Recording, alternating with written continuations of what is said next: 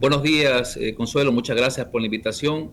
Muchas gracias a todos los seguidores de este prestigioso medio que nos permite a las autoridades poder informar, poder hacer una rendición de cuentas, poder también compartir información importante a todos los usuarios que corresponde en base a las competencias que tenemos los cuerpos bomberos. Bien, yo estuve revisando un poquito sus redes sociales y ahí veía videos bastante interesantes e interactivos que usted ha publicado para que la audiencia pueda entender un poco más sobre esos malos hábitos que podemos tener al interior de nuestras viviendas. Y bueno, yendo un poquito al grano, ¿no? ¿Qué malos hábitos tienen los ecuatorianos desde su análisis, desde su postura y su cargo dentro de sus viviendas que pueden ocasionar algún incendio? Consuelo, es tan importante que la ciudadanía pueda entender que nuestra cultura de prevención, lamentablemente, quizás por culpa nuestra misma, de las autoridades, no hemos difundido, no hemos inculcado a la ciudadanía.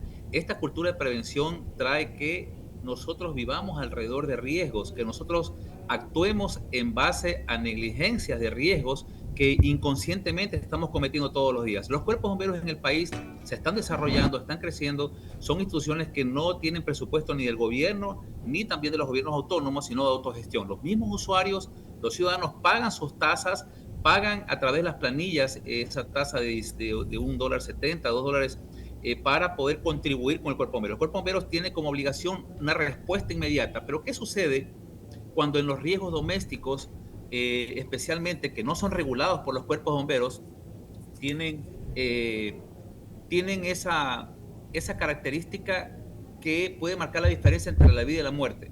Entonces, en nuestro hogar, al no ser regulado por una institución, vemos en Estados Unidos todas las casas, todos los departamentos tienen su sistema contra incendios, aspersores, tienen los gabinetes contra incendios, pero en las casas es una decisión de los ciudadanos. Pero vivimos nosotros con inminentes riesgos como tomacorrientes en mal estado. Tenemos el tema de la falta de conocimiento sobre el uso de las regletas. Compramos las regletas por la característica, por el tamaño, por la cantidad de servicios que tiene una regleta, pero no vemos en la parte posterior la capacidad de resistencia que tienen estas regletas y conectamos más de lo habitual, lo que provoca un recalentamiento interno, Uno de una $20, fundición de las dos bases. de 10. Dos de las bases se funden y obviamente pues tenemos un cortocircuito que produce en la madrugada un incendio. De igual manera también la manguera, el tanque de gas son los temas más frecuentes porque son las estadísticas las que nos muestran que estas son las causas de muchos incendios domésticos. La manguera que usamos es una manguera para peceras. La manguera azul es una manguera que es para peceras o para conducir conductos de agua y no del gas licuado de petróleo que está envasado a bajas temperaturas y que este cambio de temperaturas produce la expansión y la contracción del material y produce microfisuras y tenemos fugas de gas en todas o casi todas las casas que usan este tipo de mangueras. Al haber un espacio confinado, el gas se acumula y a cualquier temperatura o punto de ignición, como un tomacorriente, como un foco, como un fósforo, puede producir una deflagración y una combustión en reacción en cadena y tenemos una explosión y claro, un incendio en la casa. Ahora, lo más preocupante es que si esto pasa en la madrugada y nosotros estamos durmiendo, no podemos darnos cuenta de que esto empezó, este incendio se inició en un cortocircuito en el árbol de Navidad y la carga de combustible que tiene un árbol de Navidad es como un periódico ponerlo de arriba para abajo. Si lo prendemos abajo, sube por convección de manera inmediata y tenemos un incendio en 3 minutos, 4 minutos, un incendio de gran magnitud en una árbol de Navidad que por radiación se va a contaminar los muebles, las cortinas y antes que nos demos cuenta tenemos todo un piso completamente incendiado. Queremos salir del cuarto, la puerta está caliente, no podemos salir porque el fuego está atrás de la puerta, queremos salir por la ventana, hay rejas y lamentablemente hasta que podamos llamar, se evalúe la llamada a través del ECO 911, se despacha a los bomberos y por más que lleguemos en 5 minutos, estos 10, 12 minutos que se vuelven eternos, encontramos familias muchas veces lamentablemente carbonizadas. Es importante que nosotros podamos evaluar los riesgos en el hogar, en un vehículo, en un viaje, y tomemos medidas de precaución, tanto preventivas como de reacción. Las preventivas es justamente ver qué nos puede pasar y cambiemos la ventana que está completamente con rejas por una ventana que tenga una apertura y un candado. Trabajemos con sistemas de detección. ¿Cuánto cuesta un detector de humo? Yo lo compré en un comisariato, fui a un comisariato, un establecimiento de nivel medio, y costaba $7, $7, $8 un detector de humo que puede marcar la diferencia, alertarme cuando inicia la combustión, los gases van a subir por convección porque el aire caliente es más liviano, sube, el detector detecta estas partículas de CO2 y emite un sonido, un sonido que permite escucharlo y que usted pueda evacuar, reaccionar o llamar de manera oportuna al cuerpo de bomberos y poder dar este servicio. Hablamos cosas tan sencillas, mi querida María Emilia, que obviamente nosotros sabemos que esto va a cambiar cuando los cuerpos de bomberos, los jefes, hagamos campañas de concientización, campañas de conocimiento para que podamos reaccionar en caso de prevención, en caso de reacción y también, ¿por qué no?, primeros auxilios, que son tan importantes, los conocimientos básicos, que creemos que el Ministerio de Educación debe darlos como parte de las materias básicas, como cívica, primeros auxilios, para poder tener la oportunidad de, con maniobras tan sencillas como una maniobra de Heimlich, cuando una persona se puede atragantar, un niño se puede atragantar con un pedazo de pan, con una pepa de una fruta. ¿Y qué pasa? Reaccionamos quizás sin conocimiento, sacudimos a la persona, le golpeamos la cabeza, la ponemos boca arriba y hacemos todo lo que no debemos hacer. Y lamentablemente cuando llegamos los bomberos encontramos una persona por más de 5 minutos sin oxigenación y tiene una muerte cerebral, muchas veces sin signos vitales. Cuando una maniobra de Heimlich, que es una compresión abdominal, es un ejercicio tan sencillo de aprenderlo, que lo podemos aprender en 3 minutos, puede cambiar la historia de una persona y nosotros ser actores, héroes y salvar vidas. ¿Cómo contener una hemorragia? Hoy en día hay tantos eventos por el tema de seguridad, una herida de bala en el cuerpo, cómo contener una hemorragia, y peor aún, si es una arteria, la herida de bala es en una arteria donde en 2, 3, 4 minutos la persona se puede desangrar y morir por un shock hipovolémico. Tenemos que saber qué hacer, cómo actuar, cómo no contener únicamente la herida en el orificio, sino también introducir una mecha, una especie de mecha, voy a hablar con términos que podemos entenderlos, para que el objeto pueda llegar a la arteria o acercarse a la arteria y poder tener un proceso de coágulo y se pueda obstaculizar la hemorragia y con estas pequeñas acciones salvar las vidas. Entonces, qué importante que nosotros los ciudadanos le dediquemos un minuto a poner atención a conocimientos básicos que pueden cambiar la historia, y nosotros llamamos esto como una cultura de prevención que lamentablemente no la tenemos, que los bomberos estamos trabajando a nivel nacional, especialmente en Manabí, con muchos jefes para que puedan ellos inculcar a su ciudadanía esta información importante. Coronel, usted mencionaba algo importante sobre el tema de las regletas eléctricas y también las mangueras.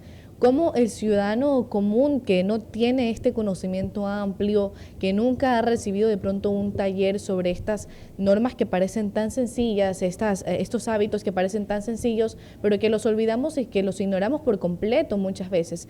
¿Cómo saber que la regleta que estoy buscando es la indicada? Porque muchos también se dejan llevar de pronto por lo económico, prefieren pagar algo mucho más barato que pagar algo que realmente vale la pena, pero que nos va a mantener a salvo después de todo.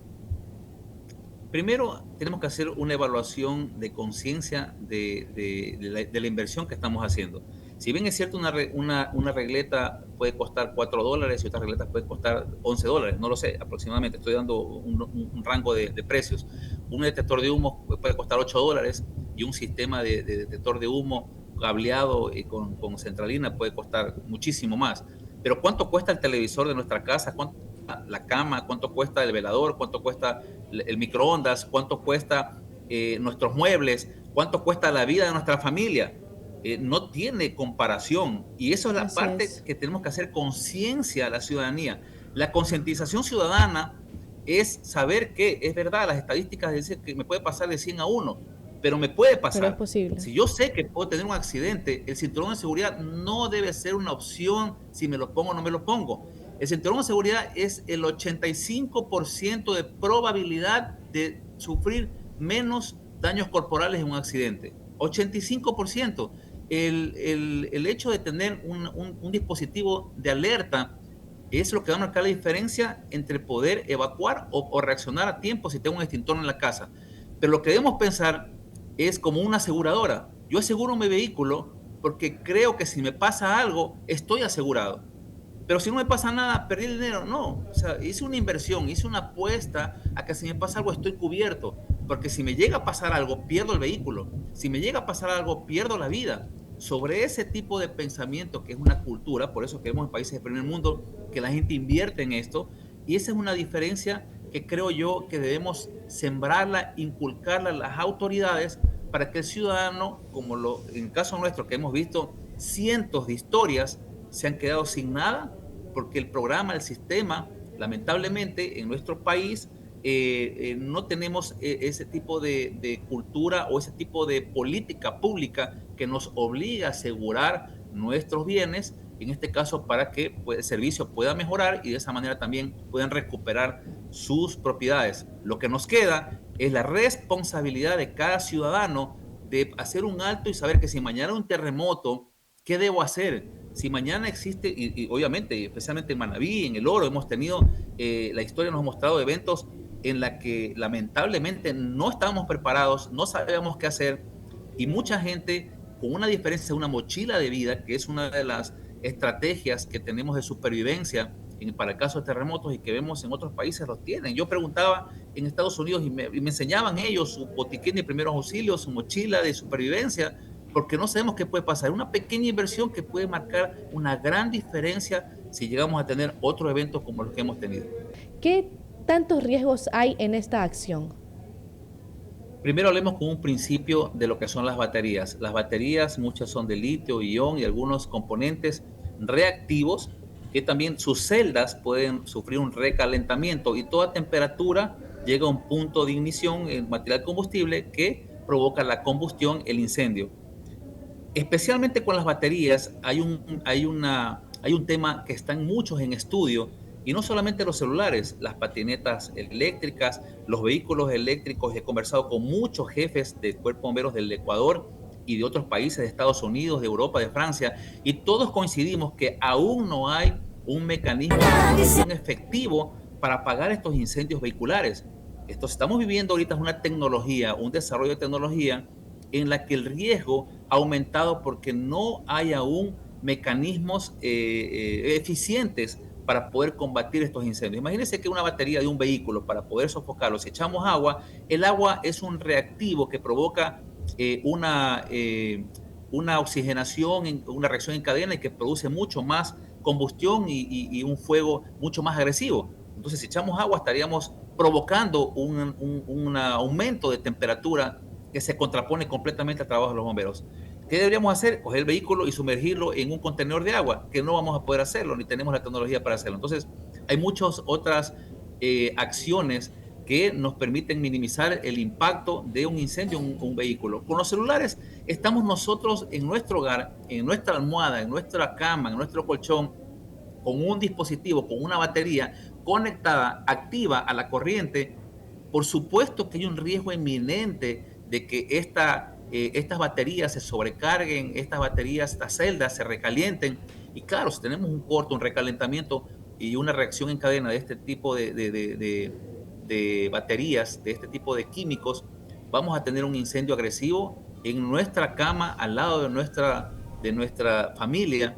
Y lo más recomendable es que los dispositivos estén asentados sobre un piso, sobre un material, una mesa metálica o de algún material que no sea fácil combustión, para poder evitar que si llegara a pasar esto, obviamente pues no se produzca un incendio que cuando nos demos cuenta no podemos apagarlo y cuando salgamos del cuarto intentemos llamar a los bomberos y hasta que lleguemos podremos tener daños considerables en nuestro hogar. Y hemos visto algunos videos de celulares que se autoinician o explotan justamente a causa de estas baterías. Hemos visto patinetas que se incendian agresivamente en un cuarto y producen mucho humo, inmediatamente una combustión agresiva y en cuestión de minutos está una sala incendiada.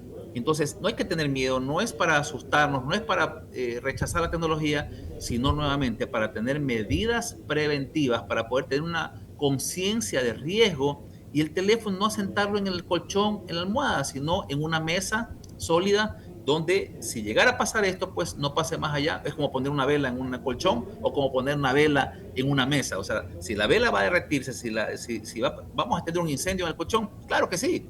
Vamos a tener un incendio en el piso, muy seguro que no. Entonces, todo esto es observar el hogar, estar muy pendiente de los riesgos, conocer un poco cómo funciona la mecánica del fuego, que es un conocimiento básico para poder reaccionar o para poder prevenir con acciones que obviamente minimicen los riesgos en el hogar. ¿Qué considera de las casas que no están construidas de cemento y de concreto, sino que más bien tienen un material como jitsu? ¿Las considera seguras en todo caso?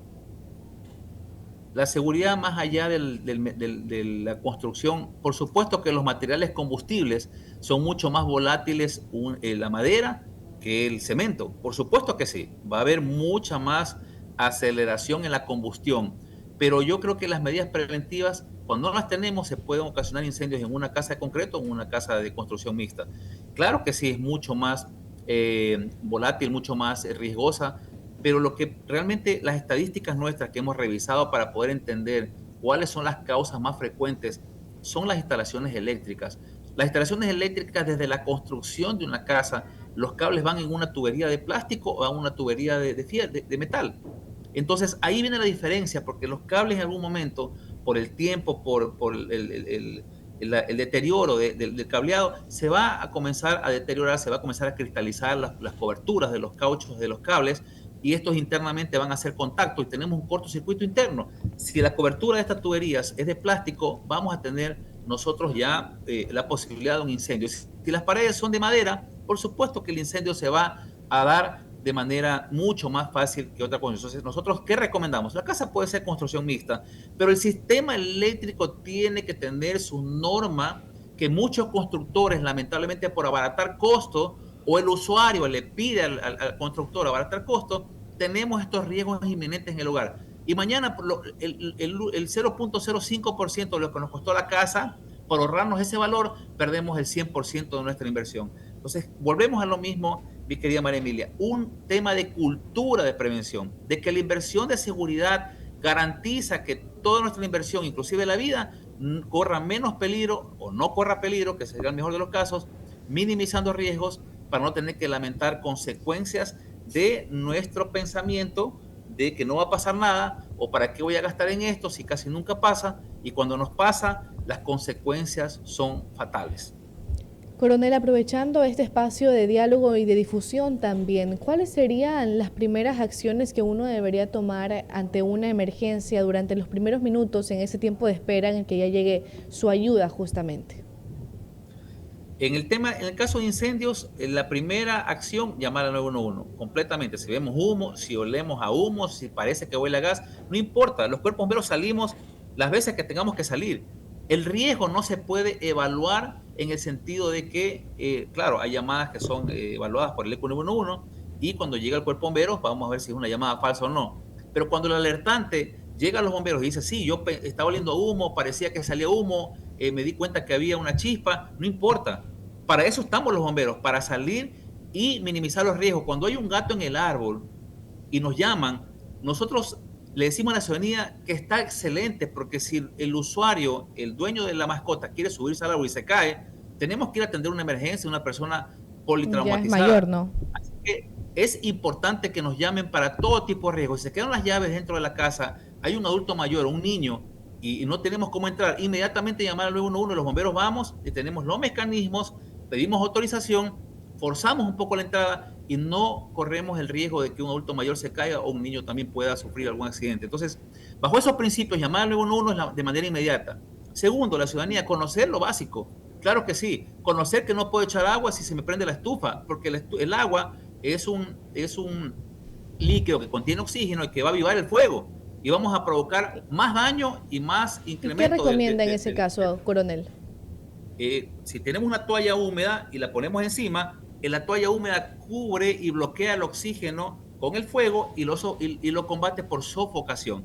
El incendio se combate por enfriamiento a través del agua, por sofocación bloqueando el oxígeno o en este caso, retirando el material combustible, que son los tres elementos del fuego básicos que nos permiten combatir el fuego.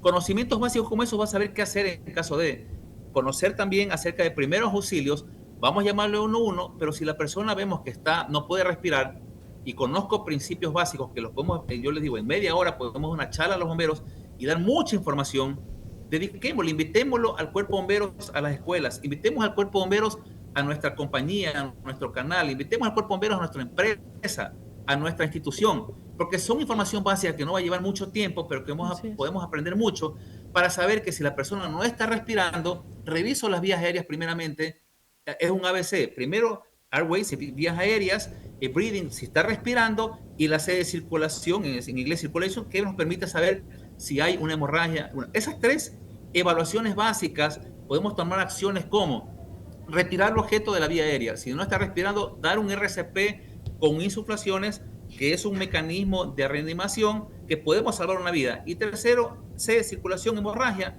a través de la contención para que la persona no pierda sus fluidos sanguíneos y de esa manera no tener un shock hipovolémico. Cosas como estas que las hemos hablado, las podemos resumir en una presentación y la ciudadanía puede tener un conocimiento básico que puede marcar la diferencia entre la prevención, la acción y también los conocimientos para poder ser los primeros auxilios hasta que lleguemos los bomberos. Recordemos que los bomberos no estamos en cada cuadra, así que los 5 minutos o 7 minutos que nos tome pueden ser no suficientes para llegar y no poder salvar la vida de alguien porque no hubo esa primera respuesta, esa primera acción que no nos permitió el tipo de incidente como una lesión arterial, un desangrado arterial o una falta de respiración que pueden provocar daños irreversibles y que lamentablemente pues se pudo haber hecho algo con este tema que hemos hablado tan importante el día de hoy en una cultura de prevención. Nosotros estamos trabajando en un proyecto en Manabí, gracias por esta oportunidad de hablar en un canal allá, todos los jefes de poder trabajar en estas campañas que la hemos iniciado en otras provincias, que pero los bomberos nos estamos uniendo justamente para poder trabajar en un proyecto de concientización ciudadana que permita a nuestros ciudadanos tener conocimientos y ser parte de un proceso que nos permita a los bomberos salvar más vidas y salvaguardar más bienes. Coronel, usted mencionaba algo muy importante y es aprovechar estos espacios para que la ciudadanía pueda conocer incluso esta cultura de prevención. Y ya usted lo mencionaba que sería bueno que las escuelas implementen esto en sus mallas curriculares para que desde pequeños los niños puedan conocer estas maniobras que pueden salvar las vidas. Y justamente por eso fue que hice el contacto con usted para poder invitarlo, porque hace unas semanas leíamos una nota sobre una niña que había salvado la vida de su hermano en cuestión de segundos tras realizar la maniobra de Heimlich. ¿Y qué tan importante es en este sentido que ustedes se añadan a las escuelas de una forma preventiva para que puedan trabajar coordinadamente? No se trata solamente de una clase al mes o al año, porque no es algo que se lo incluye como una materia como tal. ¿A su criterio creería usted que debería ser incluido de esta forma, de verlo constantemente y no tan solo esporádicamente? Bueno, Emilia, la vida es un derecho constitucional, es un derecho que el Estado debe garantizarlo. Si los cuerpos bomberos estamos dispuestos, si la Cruz Roja está dispuesta, si hay muchos organismos que están dispuestos, debe ser parte no solamente de una cultura, sino parte también de un procedimiento educativo. Las escuelas deberían tener ese espacio para poder aportar con conocimientos y mañana muchas personas que se han ido, muchas personas que quizás no tuvieron esa oportunidad, yo creo que más allá de los accidentes o de los desastres naturales, es también la falta de conocimiento en una cultura de prevención, una cultura de conocimientos de primeros auxilios que no nos ha permitido ayudar a otras personas. Estoy completamente convencido. Nosotros hemos hecho el acercamiento al Ministerio de Educación aquí en la provincia del Oro. Tenemos un cronograma de invitaciones a los colegios, casi que no nos avanzamos, pero nos tomó 3 años crear esta necesidad y ahora todos los colegios nos invitan, muchos de ellos tratan de hacerlo todos los años, para ir a dar estas charlas de prevención, charlas de evacuación, charlas de respuesta y charlas de primeros auxilios que fortalecen mucho el conocimiento y que mañana no solamente también el tema de poder ayudar a alguien, sino también de prevenir. Porque al escuchar eso, los niños tienen cuidado al comer una fruta. Al escuchar esto, los niños tienen cuidado al jugar con los tomas eléctricos, tomas corrientes. Entonces, todo esto es parte de una cultura que hay que irla sembrando. Y claro que sí, el Ministerio de Educación puede crearlo como una política pública. Y así como hace años había la arborización, el proceso militar para poder graduarse, puede también tener una pasantía en la Cruz Roja, en el Cuerpo de Bomberos, como parte de un proyecto de educación. Me parece una excelente idea y ojalá estas iniciativas pueden llegar a las autoridades, porque nosotros que vivimos todos los días y vemos cómo la gente pierde sus bienes, cómo la gente sufre accidentes, sufre lesiones irreversibles, y muchas veces pierden la vida, creemos que se puede hacer algo por este principio fundamental y un derecho a la vida que no solamente la Constitución la garantiza, sino que Dios la concedió, y que sí es responsabilidad nuestra hacer algo para mejorar.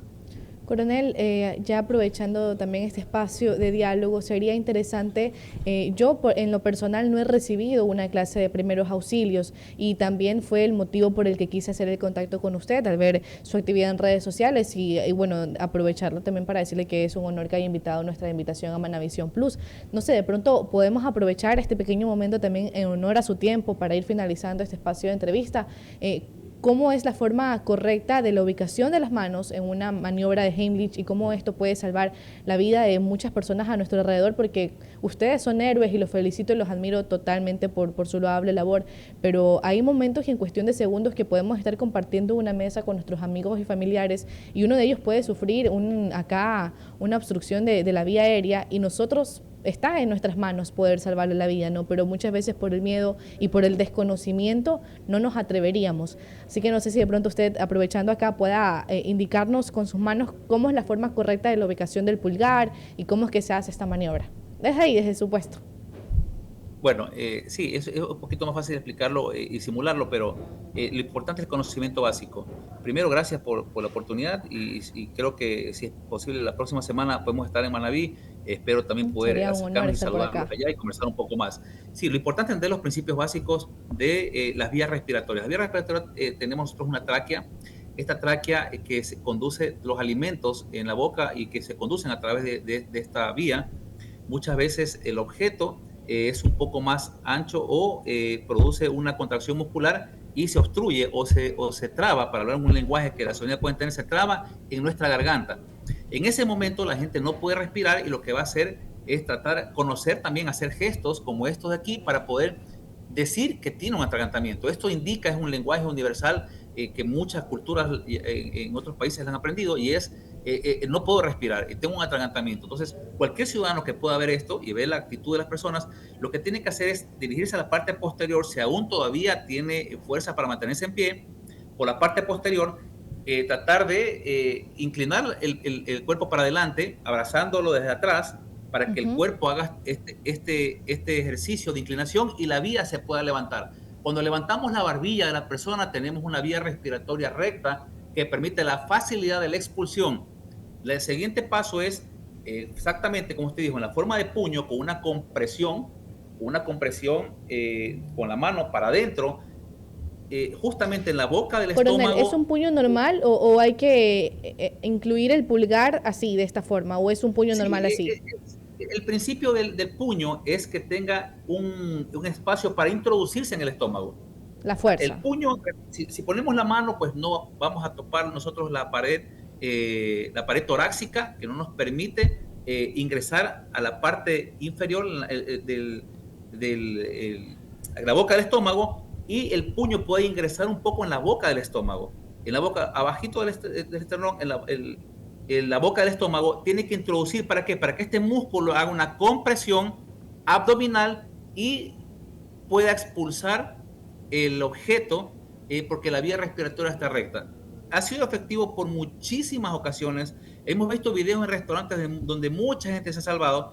Entonces, lo Ajá. importante es entender esto. La compresión abajo del esternón, en la boca del estómago, tiene que ser introducirse con mucha fuerza para que el músculo abdominal, el músculo de la boca del estómago, haga una compresión y expulse el objeto. Estoy tratando de hablar en un lenguaje que la ciudadanía pueda Claro, entenderla, digerible, pero es sí. tan efectivo que los músculos se contraen y expulsan el objeto con la posición de la persona. Cuando uno está atrás, la persona se inclina, sube la barbilla, hay una vía respiratoria recta y el objeto sale expulsado. Es tan eficiente que, vuelvo y repito, muchas personas con un conocimiento básico, cuando lo han hecho, han logrado salvar muchas vidas.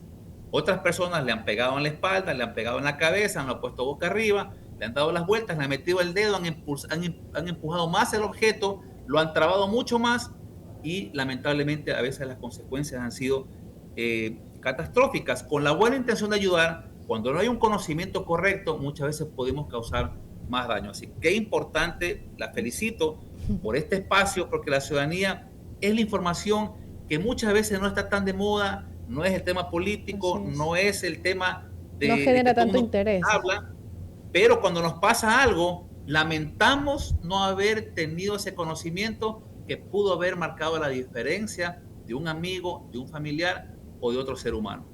Coronel, ya en la última pregunta, me queda la inquietud. Actualmente, ¿usted cómo ve a nuestra ciudadanía? ¿La ve mucho más educada que antes o percibe de pronto ese desinterés todavía? El desinterés es por una falta de cultura, una falta de conocimiento. Y la falta de conocimiento es responsabilidad de las autoridades. Siempre lo he dicho. Aquí yo he iniciado esta campaña para poder remediar una falta de compromiso de la autoridad de difundir o de informar a la ciudadanía. El hecho de que los locales comerciales no cumplan con una normativa, hay dos responsables: el que no cumple y la autoridad que no hace cumplir. Así que las inspecciones, las notificaciones son parte de una responsabilidad, porque el día de mañana, cuando hay un accidente con una discoteca, mueran 200 personas porque las puertas se abrían para adentro y no para afuera, que son cosas sencillas que muchas veces el usuario no los quiere arreglar o el inspector no se puede dar cuenta, pero cuando una puerta se abre para adentro en una evacuación, nadie puede abrirla. Y así hemos visto en Chile, en otros países, o aquí en Ecuador, que ha muerto mucha gente por temas tan sencillos como esos que se debe regular en las inspecciones. Los techos son de tela, hay juegos pirotécnicos, un incendio en un lugar confinado de alto aforo que tenga estas consecuencias, este tipo de falta de conciencia, de prevención, va a tener consecuencias graves. Y cuando mueran estas personas, la fiscalía va a investigar y va a ir preso el propietario por incumplimiento y posiblemente alguien en el cuerpo de bomberos por no haber hecho su norma, su ejercicio de prevención, que es obligación hacer cumplir las leyes y los mecanismos de notificación, preclausura y clausura a aquellos que no la cumplan. Y es donde viene la parte política y donde los jefes de bomberos hacen el trabajo, los propietarios llaman a una autoridad y llaman al jefe de cuerpo de bomberos para que no les permita, los ayude. No se trata de ayudar, se trata de ayudar al ciudadano, se trata de garantizar la seguridad del ciudadano, del cliente, del usuario. Y es ahí donde nosotros, las autoridades, hacemos nuestro trabajo o mejor nos vamos a la casa. Bien, coronel, si nos ponemos aquí a ampliar cada arista, nos tomaríamos toda la transmisión de Manavisión Plus, pero bueno, yo creo que ya quedaría para una próxima ocasión en todo caso. Con mucho gusto. Fue un gusto y un honor, le reitero, haberlo tenido por acá, que nos haya invitado a la invitación de Manavisión Plus. Así que bueno, un mensaje final que quiera dejar a nuestra audiencia. Bueno, Manabí es una de las provincias que creo yo que nosotros nos enorgullece muchísimo los ecuatorianos. Tiene unas hermosas playas, una linda gente, y yo creo que es responsabilidad de los ciudadanos construirla, crearla, hacerla más bonita, hacerla más productiva y hacerla más hermosa con nuestra cultura, con nuestros conocimientos, con nuestra educación. Los ciudadanos hacemos el país y creo que también es responsabilidad nuestra comprometernos con cada espacio en el que estamos para poder nosotros construir con un mejor futuro para los nuestros, la herencia que le vamos a dar a nuestros hijos. Muchas gracias por la invitación y espero pronto volvernos a ver porque hay muchísimos temas de interés que podemos aportar a todos nuestros ciudadanos.